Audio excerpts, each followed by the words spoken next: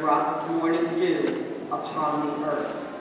But you have mercy on all, because you can do all things, and you overlook people's sins that they may repent. For you love all things that are, and loathe nothing that you have made. For what you hated, you would not have fashioned. And how could a thing remain unless you willed it, or be preserved had it not been called forth by you? But you spare all things because they are yours. O Lord and lover of souls, for your imperishable spirit is in all things. Therefore you rebuke offenders little by little, warn them and remind them of the sins they are committing, that they may abandon their wickedness and believe in you, O Lord. The word of the Lord. Thanks be to God.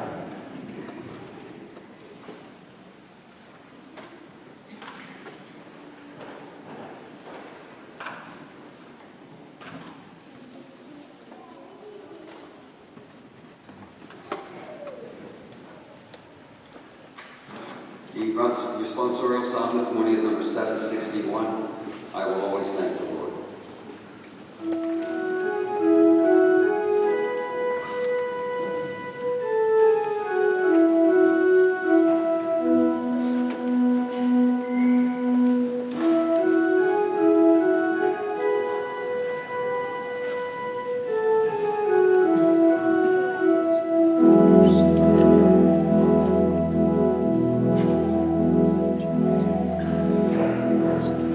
I will always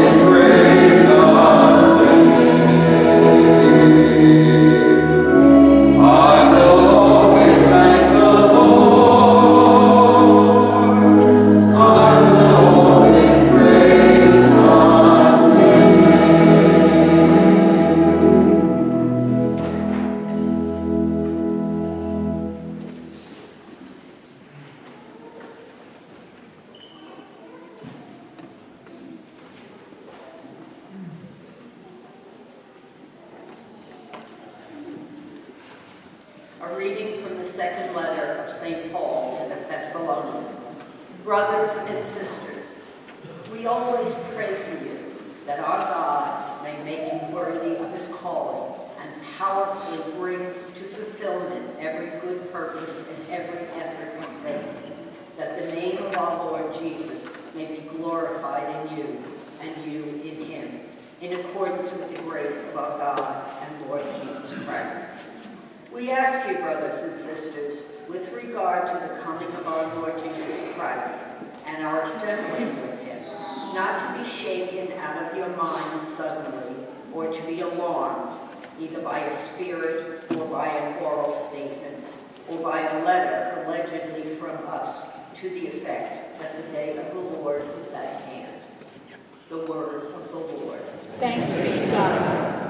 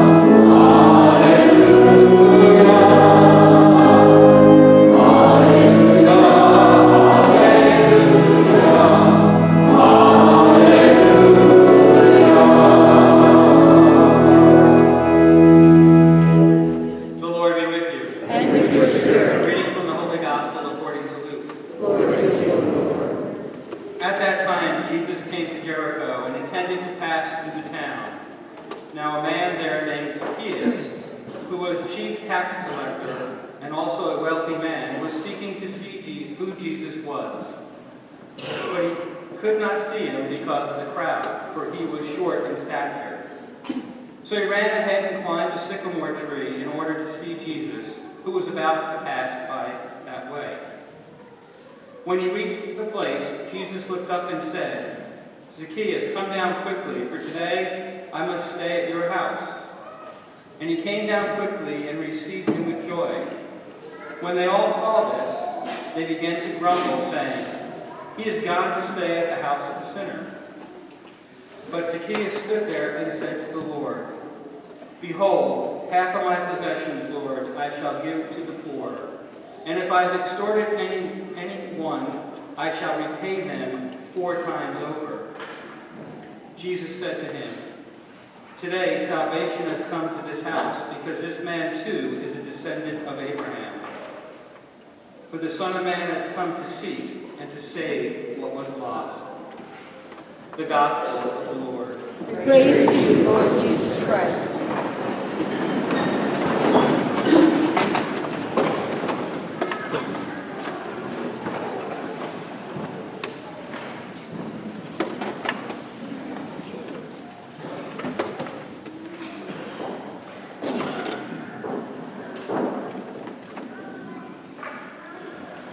In this morning's Gospel, Zacchaeus is desperately anxious to see our blessed Lord.